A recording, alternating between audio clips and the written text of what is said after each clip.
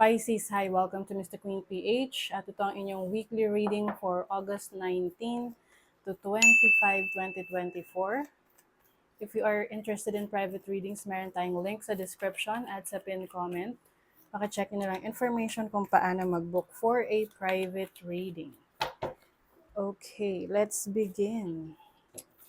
What's coming to you, Pisces, ngayong August 19 to 25? TikTok. Uy, meron kayong minamadali.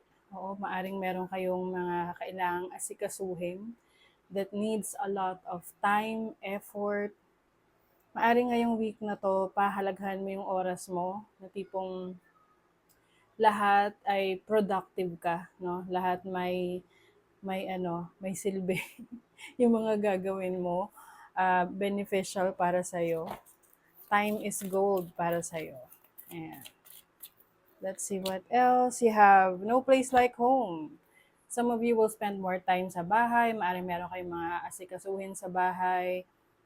Decluttering, paglilinis, renovation, or simply yung iba, pwedeng meron kayong bibisitahin sa inyong hometown. Lolo, lola nyo, parents ninyo. Ayan, let's see what else. Yung iba nami-miss niyo yung inyong hometown, lalo na kung nasa abroad kayo. O, clean it up, literal, na maglilinis. Oo, baka yung iba sa inyo lilipat ng bahay, tapos, syempre bago kayo lumipat, kailangan nakapaglinis kayo. Diba? This is also about decluttering, yung mga anything na no longer serving your highest good na mga gamit, ile-let go mo na, ibibenta mo na, or ipamimigay. Or inaalis mo yung mga nega energy sa paligid mo. Okay. Let's see. What is your overall energy for this week? Para sa mga Pisces, overall energy. Okay. You have the 7 of coins. May hinihintay ka. Oo. Yung iba sa inyo naghihintay ng pera ngayong week na to. Pwedeng sweldo. This is also waiting for fruition. So, maaring meron ka mga trinabaho, in-effortan ng mga nakaraan na ngayong week na to, yung iba naiinip na bakit ganun, ang tagal, ba't di pa dumarating? It needs a lot of your patience. Okay? Let's see your challenge. Ano yung challenge ng mga Pisces? You have the Knave of Coins. Okay. As a challenge, pwedeng misunderstanding to with an earth sign, Taurus, Virgo, or Capricorn. Or pwedeng related sa pera na misunderstanding, no? Ito yung tipong, baka iba sa inyo may hinihintay kayo na pera, no? Pwedeng bayad sa inyo ng nagkakautang sa inyo, no? So, nawawalan na kayo ng pasensya sa taong yan. Or, yung iba naman sa inyo, meron kayong hinihintay na i-release na pera sa inyo, parang feeling nyo ang tagal na ibigay, but may bibigay naman yan sa inyo. Ayan, kaya pala may oras dito. Parang feeling mo, you've been waiting for so long. Let's see your opportunity. 9 of Wands. Ayan, as an opportunity, ito yung pagiging matatag. Malakas ang loob, palaban. Oo, na kaya mong i-handle yung stress, kaya mong i-handle yung pressure sa paligid mo, okay? Kung merong pressure sa trabaho, sa business mo, sa career, sa relationship, kaya mo siyang i-handle.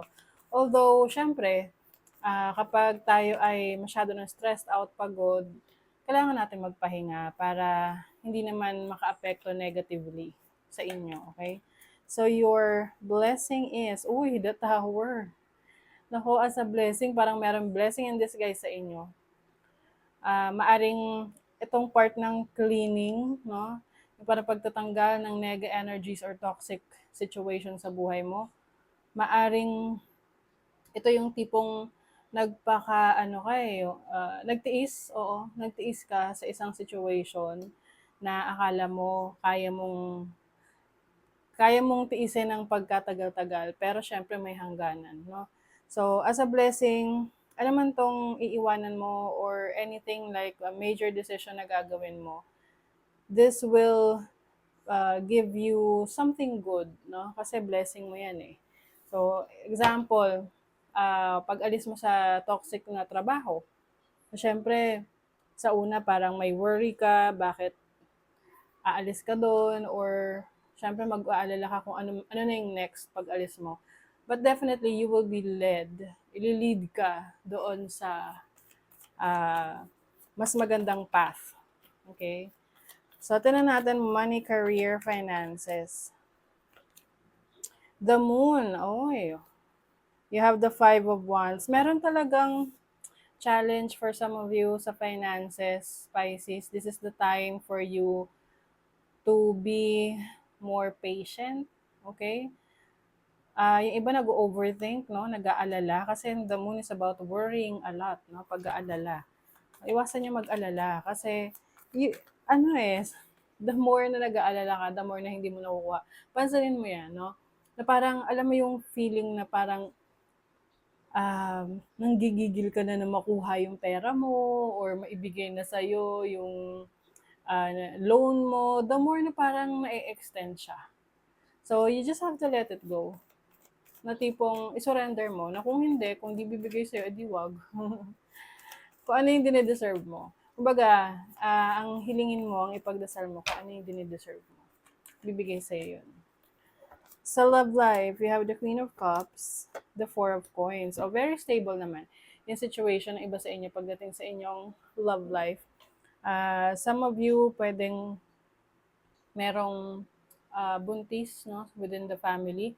Pwede ikaw, romantic partner mo, or someone in your family. I think, very serious yung iba sa inyo pagdating sa pakikipagrelasyon.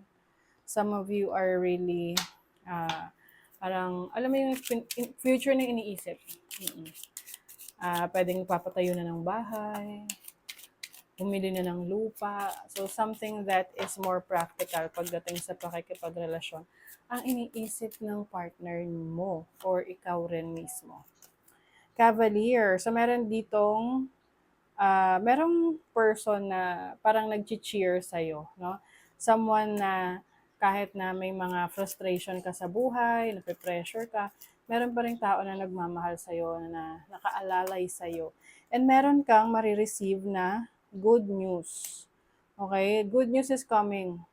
So, kung ano man itong hinihintay mo, lalo na kung matagal mo na itong hinihintay, ngayong week na to, darating na siya. Kaya kailangan mong mas maging patient at huwag mo nang i-stress yung sarili mo. You have the bear. Ayan. So, sabi rito, ito yung kailangan maging aware ka sa iyong resources, yung mga kaperahan mo or yung spending habits mo. You should know kung ano dapat yung priority mo when it comes to spending your money para mapupunta siya sa kapaki-pakinabang na bagay. At pagdating ng oras ng pangangailangan, meron kang madudukot. Diba? Hidden secrets can harm you. O merong hidden secrets dito. Ano ito? Baka related to sa pera. So, tingnan natin. Anong area of life yan? Uy, 12th house. Yung iba sa inyo may hidden enemies. Yung tipong ayaw kayo ng taong to, pero hindi nyo alam na ayaw ka niya. But actually, sa sobrang lakas ng instinct ninyo, Pisces, mararamdaman nyo yun. You will feel if this person doesn't like you. Yung iba sa inyo merong journey. Meron kayong paglalakbay. Oo, travel opportunities. Ayan o, great worry over nothing. So ito yung sinasabi ko sa inyo kanina na nag-overthink, na-frustrate, na namumroblema sa mga bagay na wala kayong control, 'di ba? So just surrender whatever that is para mas ma-attract nyo yung good energies, 'di ba? So pag lagi ka nag-aalala, kumbaga parang mas na-attract mo yung mga dahilan para mag-alala ka, 'di ba? Chill lang. Oh, 'di ba? May success, Pisces. Believe in yourself and dare to dream big. Yes. Maniwala ka sa sarili mong kakayanan. And you also have Kundalini rising. Ayan. So this is transformation. May mga changes kang ginagawa sa sarili mo para ma-improve mo yung sarili mo.